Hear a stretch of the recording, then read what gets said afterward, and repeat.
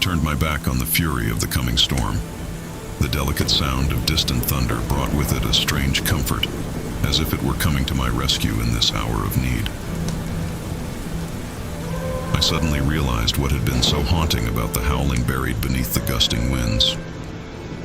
Even though the storm had intensified with furious gusts of wind battering the exterior walls and the torrential downpour crashing against the worn and tattered shingles, the peculiar sound still remained audible.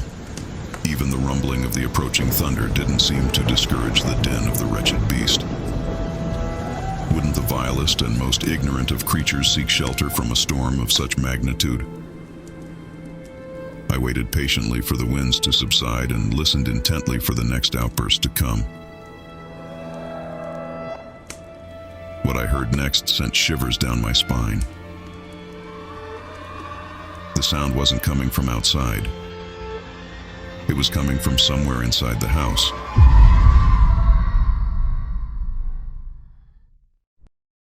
I grabbed the lantern and raced down the dimly lit corridor that attached the living room to the kitchen. The incessant howling slowly transformed to a hideous moan, growing louder with each closing step. I stopped in front of a door that stood just beyond the entrance to the kitchen. There was no mistaking the moaning was coming from somewhere beyond that door. I slowly reached out my hand and touched the knob.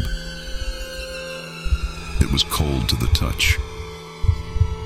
My heart raced deep inside my chest. I took a deep breath and yanked the door open hard. It slammed against the kitchen wall and hung crooked on its rusty hinges. All I could see was blackness within. I raised the lantern and crept forward cautiously into the opening. The pungent smell of rotting flesh assaulted my nostrils, and the cold dampness of the cellar permeated the pores of my skin. The moaning ceased for one brief moment. I must have startled whatever it was into silence.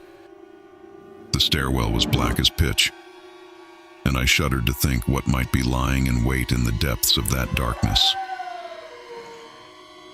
The tortured cries came drifting up from the blackness once again, and my blood turned to ice in my veins. Those moans were human. Someone was alive down there in that blackness. Somewhere in the bowels of this ancient evil beast, someone was alive, waiting and listening in horror for his inevitable return.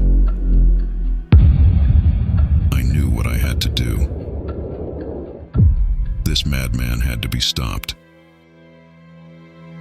I closed my eyes and took one final deep, cleansing breath. Then I began my descent into the waiting gloom.